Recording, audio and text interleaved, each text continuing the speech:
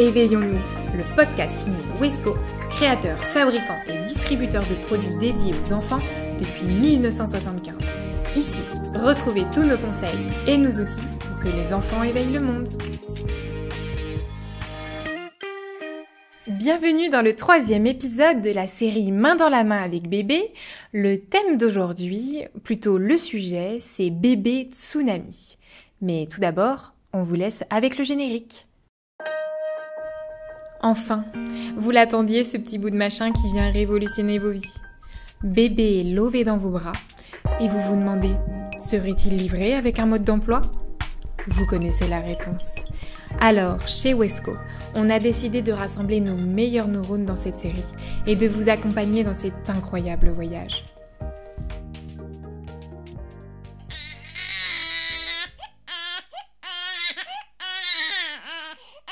Passer les premiers jours remplis de découvertes, d'angoisses, de victoires, de débordements d'amour, vous voilà un peu plus habitués l'un à l'autre. Les gestes de soins pratiqués sur bébé sont de plus en plus fluides, vous prenez confiance en vous et en bébé. Mais bientôt, le temps vient à vous manquer et la charge mentale imposée par votre nouveau statut de parent devient de plus en plus présente. Avant un quelconque mouvement de panique, respirez un bon bol d'air et sachez une chose, vous êtes les meilleurs parents qui puissent exister pour votre enfant.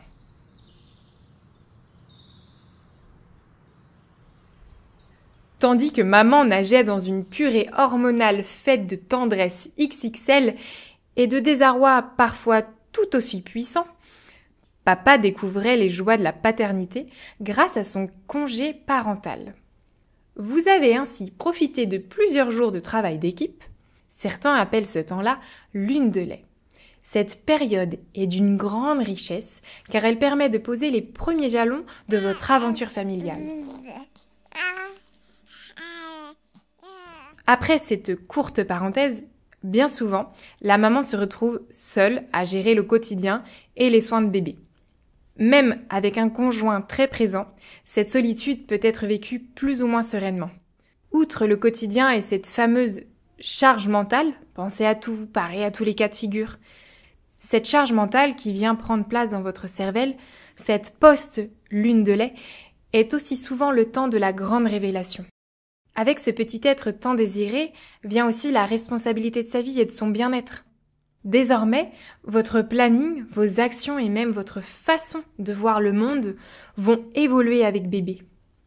Vous pensiez avoir des certitudes ? Maintenant, vous avez un bébé. Alain le philosophe, pas mon voisin, nous éclairait de sa sagesse en nous expliquant qu'il faut avoir des certitudes pour douter. Que ce même doute est le sel de l'esprit, qu'il permet de ne jamais croire quoi que ce soit et de toujours interroger notre réalité, et le monde qui nous entoure est quelque chose d'enrichissant. Chérissons cet Alain qui nous permet aujourd'hui de nous élever au rang de philosophe. Car oui, affirmons-le bien fort, l'arrivée d'un enfant nous fait perdre tous nos repères. C'est ce qu'on appellerait le bébé tsunami. Bon, l'image est un peu violente, mais l'impression d'être submergé est vraiment réelle. Hors de question de paniquer, ces doutes sont positifs et ne dureront pas. La parentalité est une période de transition qui va aussi vous permettre d'être plus au clair avec vos attentes, vos valeurs et le mode d'éducation que vous aurez choisi. Laissez-vous envisager tous les scénarios en vous détachant le plus possible de vos habitudes et de vos préjugés. Et puis, laissez-vous la possibilité de faire un pas de côté. Vos choix ne seront pas parfaits, mais ils auront la génialité d'être et de vous propulser sur le devant de votre propre scène. Alors, moteur, ça tourne et action! Dans les feuilletons télévisés, tout coule de source et la place de bébé semble évidente, tandis que le couple d'amants devient un couple de parents sereins. Ouais, quelle belle image! Quel bel effort d'imagination nous faut-il aussi pour faire coller cette vision fantasmée avec notre propre réalité. Avec l'épuisement dû à l'arrivée de bébé, se joignent souvent ces perfides complices, l'impatience, l'irritabilité et rumination.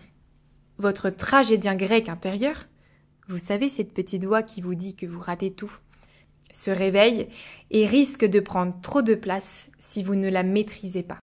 Allez hop, on dompte le tragédien.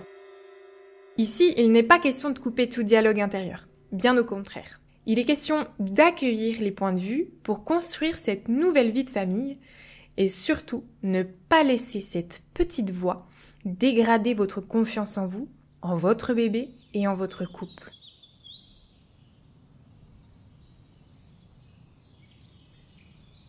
D'ailleurs, parlons-en du couple. Depuis que bébé est arrivé, vous lui dédiez tellement d'attention que votre chair et tendre peut se sentir délaissée. Et les attentions que vous lui portez ne seront peut-être même pas remarquées. Les attentions du quotidien, telles que sortir la poubelle, faire le repas, prendre en charge bébé pour le changer, ou pour le câliner quelques minutes, sont autant de respirations pour l'hôte.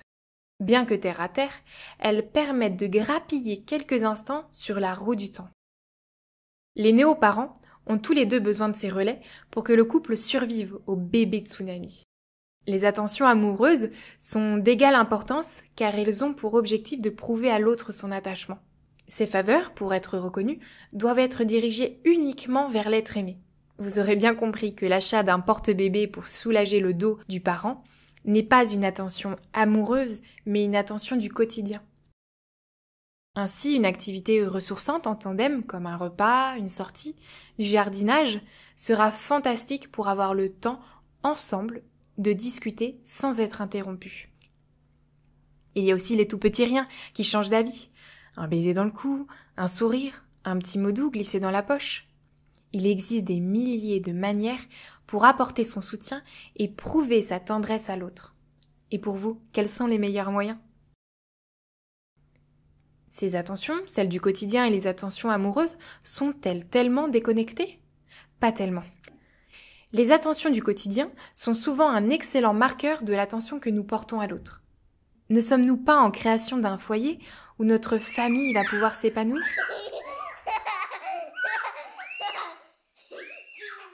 Mais venons-en aux conseils pratiques.